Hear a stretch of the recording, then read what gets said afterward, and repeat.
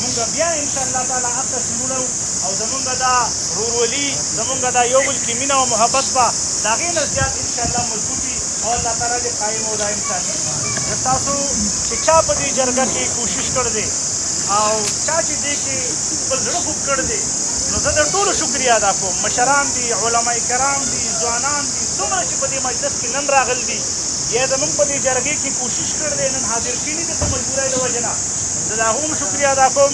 او الله تعالی به تاسو له اجر راکوي ځکه چې نبي علیه السلام فرمایي چې د نفلي روژې نه د نفلي صدقې نه او دغه رنګې د نفلي مونځ نه الله تبارک وتعالی ته زیات خوښ چې دی اصلاح ذات البین د دوو مسلمانانو منځ کې روغه ده او د دوو مسلمانانو منځ کې جوړوالی راویستل دی. چا چې دې کې کردار ادا کړی دی زه د هغو شکریه ادا کوم خپل د ټول خاندان طرف نه. بسم الله الحمد لله والصلاة والسلام على رسول الله وآله وصحبه ومن والاه أما بعد. ټولو نه زیاته شیطان په کوم کار خوشحالي او خپل هغه د مسلمانانو په منځ کې جګړه ده ورانه او ټول نه زیات چې الله رب العزت خوشحالي مسلمانان بیا په آپس کې یو بل کې میراوي کوي. زه د ټولو خلکو شکریه ادا کوم څوک چې دلته راغلي دي او شریکل دي او خصوصا د ایاز بای او نور ټول ملګري دي د هغو شکریه ادا کوم د مشرانو علما کرام. خلش راغلی و په هغې کې زمونږ یو ورور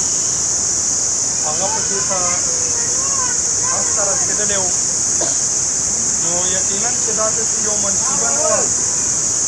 خو یو حادثاتي خبره وه راغله او شکر الحمدلله چې په دې علاقې کې او په خاص کر زموږ په دې راغله کې داسې د سولې والا خلک او علما کرام چې هغو په دې کې یوه ورځ هم نه ده قضا کړې. خاص کر چې زه نومونه هغې کې واخلم مولانا احسان الله صاحب، مولانا عبید الرحمن صاحب او داسې زمونږ د دې کلي نور علما کرام او قاریان. تاسو ته وکړم چې سوله الله له ولې او د دې حکم خدای ورکړی دی چې ټول مسلمانانو منځ کې سوله ده ځکه چې دا معاملې چې دي بدامني چې ده دې سره حقوق الله هم پامال شي، حقوق العباد هم پامال شي.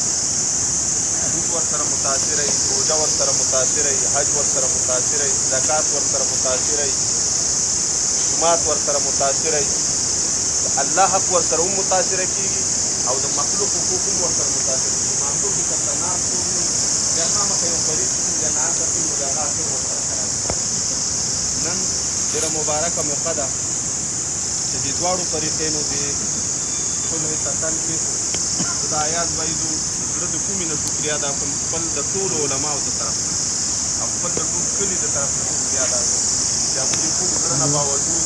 درمن زړه نه باوجود دې خبرې ته تن کېښود او د دې علماو شکریه ادا کوم چې بار بار راغلي افغانستان او د هغوی خبرې څومره حضرات چې په دې کې ګرځېدل دي ګډېدل دي او زموږ د راغلي ټول جنګ ګډمانې الله دې قربانو کې برکت واچوي، زړونو کې د خدای برکت واچوي. هر موقع محل سره دومنډه غونډه رسېدلي دلته هم بار بار راغلي